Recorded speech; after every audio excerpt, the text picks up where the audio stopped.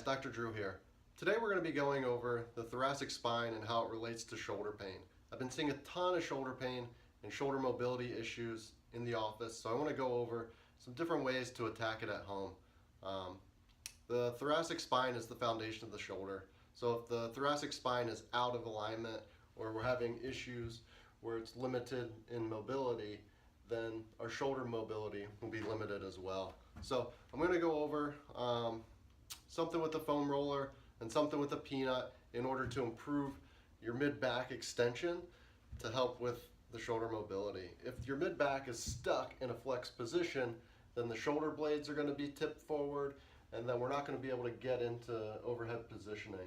So I'm going to show you some different things that you can do at home to improve the shoulder mobility and mid-back mobility. Then we're going to work our way out into the shoulders in the next videos. All right, so we have the foam roller, we have the peanut here. What I'm going to do is show you how to increase the mobility in your mid-back. First starting with the foam roller. So I want to place the foam roller just below where my shoulder blades are. I want to keep my core tight, I want to squeeze the glutes, and what I'm going to do is just kind of roll up and down just to loosen up some of the muscles in the mid-back first, okay?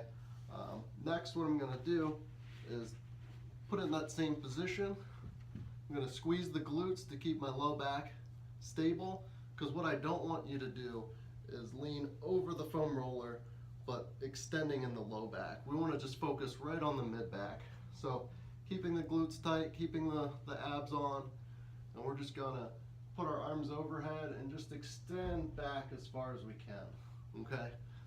Next thing I want you to do is the same thing, everything firing here and here, and we're just going to extend and flex, extend and flex, and do this 3 or 4 times, and then move up 1 or 2 segments, and then the same thing.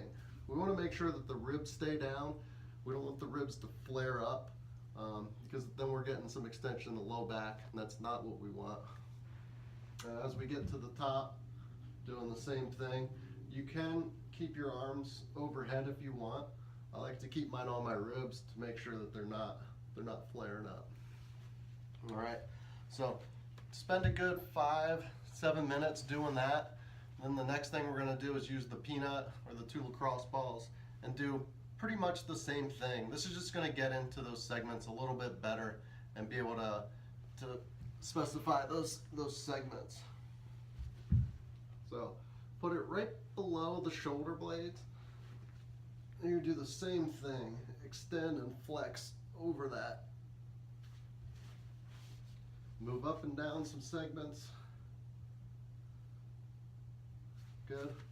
And then when we get all the way to the upper thoracics, keeping everything nice and tight, you can just flex and extend. You can even bring your neck a little bit side to side.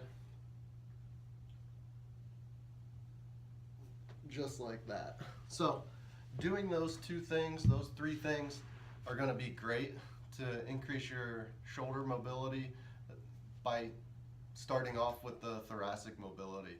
If the thoracics are tight and stiff, then the shoulders are going to be tight and stiff. We want to create a good foundation for the shoulders, which comes into the shoulder blades, which attach to the thoracic spine.